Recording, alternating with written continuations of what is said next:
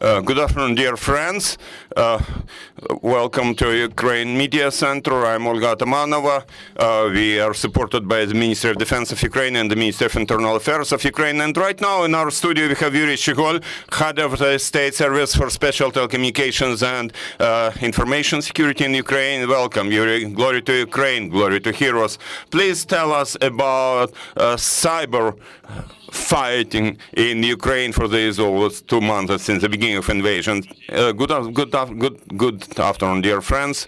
I will start with the subject which has been in the recent day very actively discussed in our internet community about the use of Starlink terminals by Ukrainian citizens and generally use of the telecommunications channel. Literally several hours ago, a decision was made, initiated by our service and coordinated with the Vice Prime Minister Mikhail Fedorov, that in the wartime those terminals can be used by everybody.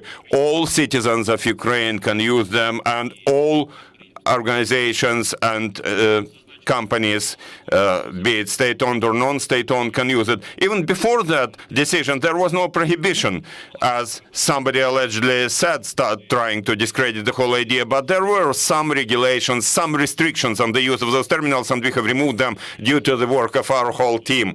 Now about cyber security and cyber protection. I'll start with saying that as early as 1 month before Russian invasion in Ukraine, there have been wide-scale cyber attacks against our state authorities, about their information systems, and on January 14th there was the first big cyber attack, and as a result of our cooperation with the professional community and cooperation between all governmental authorities and the whole cybersecurity system, it was resisted.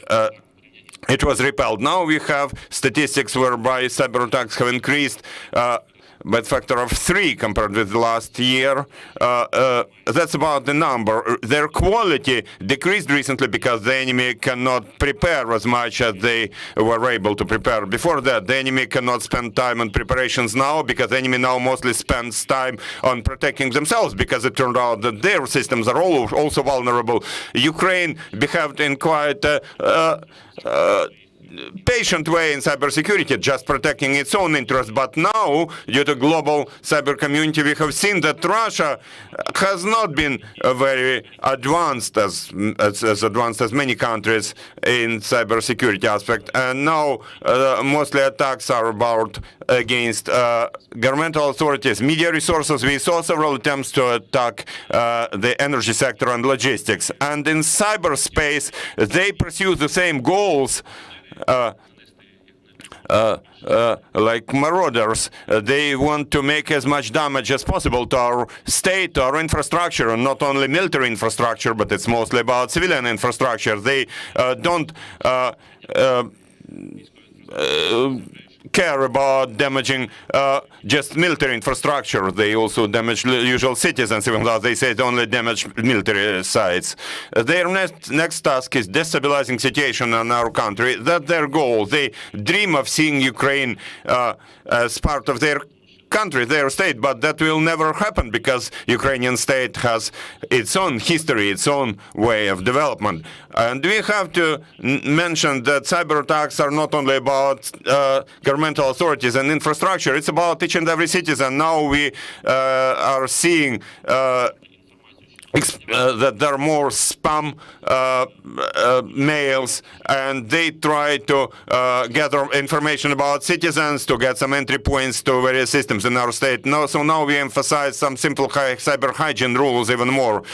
You should use sophisticated passports, change them regularly, don't open any suspicious emails and links, and there has now been a lot of that. And certain our next state cyber protection center publish some messages, some statements every day about spam mails and attempts to access your private gadgets on a large scale.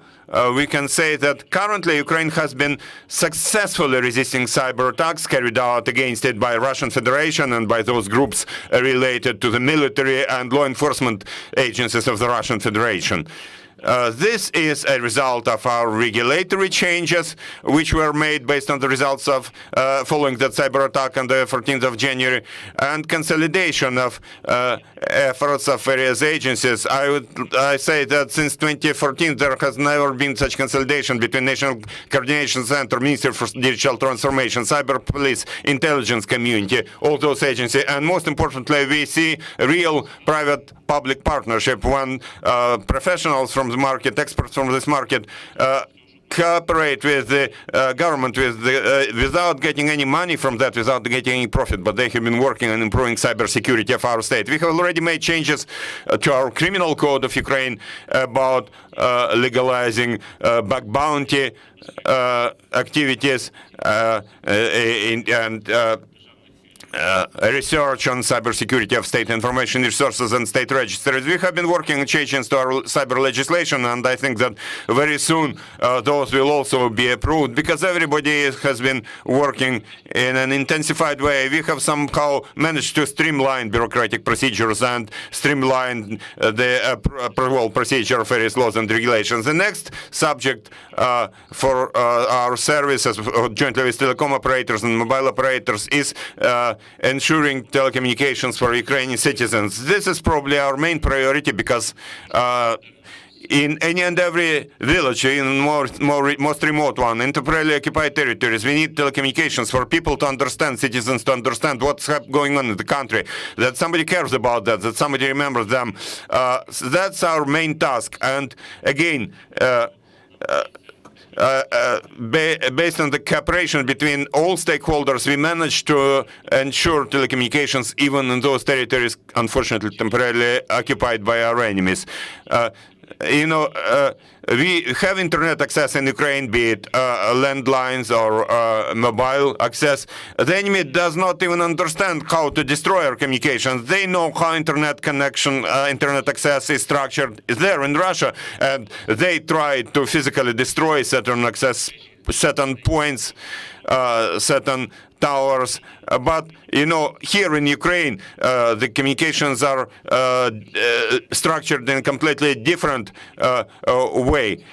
Sometimes even our government doesn't know where all our fiber optic cables are, because this is the area where we have had the least amount of regulations in Ukraine. So with all those technologies, for example, in the last 3 years, mobile operators have invested a lot of money in redundancy, in spare channels, in their data centers, in backup systems. So now our citizens do have access to communications. They can receive information. Sometimes it's worse. In some regions, we push the enemy away from those regions, but the communications quality is a bit lower there because some infrastructure has been destroyed. We have some places where the electricity supply, for example, has not been completely restored, even around Kyiv and Bucha and Irpin, and people have been working on that 24/7. Energy companies are working to restore electricity supply. Telecom companies, mobile operators have been working 24/7 to restore their equipment. But unfortunately, a lot of equipment has been destroyed, which has to be recovered and restored and replaced. Another area is governmental telecommunications. That's a priority for us as servicemen. We are a uniformed agency, and we have to provide communications for state authorities, for highest officials, and I can reassure you that there are communications, although state authorities and top leaders of the country do have communication channels between them, stable communications, and the enemy will not be able to destroy it. Thank you, Yurii. I cannot but ask you, is our understanding correct that since now anybody, any citizens of Ukraine can use Starlink without any obstacles? Any and every citizen of Ukraine could do it even before that, and there was no prohibition. There was just some explanation, some clarification and regulations. Nobody said that there is any decision of the national regulator or national governance management center and control center under our agency. Nobody established that prohibition, but now there is every sort of legal basis to use it, and don't worry about using it. Okay, got it. Now I would also like to ask you, recently there were some opinion polls, some surveys, and they showed that our people, Ukrainians, very often use, for example, Viber to communicate between themselves. Maybe you would provide some advice what to use or what should not be used, what's not worth using, and what are the threats when using such channels, what are the risks when, for example, using Viber. Look, as the head of a state agency, I cannot recommend or not recommend using any tools because no one messenger has any state certificate. But I personally have 14 messengers installed, and I am using them to some extent or not using them. The key recommendation is this: use messengers with open source code, because if you understand it, you can check it, where it sends information. There is a lot of such messengers, Signal, Wire, Briar, a lot of those. Will not advertise those, but everybody uses whatever is more convenient for them. Now about security, if you properly set up your messenger with two-factor authentication, and if you use it in a responsible way, if you use that messenger only with contacts whom you trust, then any and every messenger would be secure. But the main thing is don't exchange information which may compromise you or any confidential information, any messenger. Thank you. Now we see that, yeah, sometimes even in Mariupol people can connect, and we understand that that's about a lot of work by all of our agencies who manage to ensure such communication. So thank you very much for what you're doing. Thank you for joining us. Maybe you'd have any other advice for those listening to us about principles of, say, cyber hygiene, which has to be maintained during the war. Well, but I already mentioned cyber hygiene. Use two-factor authentication.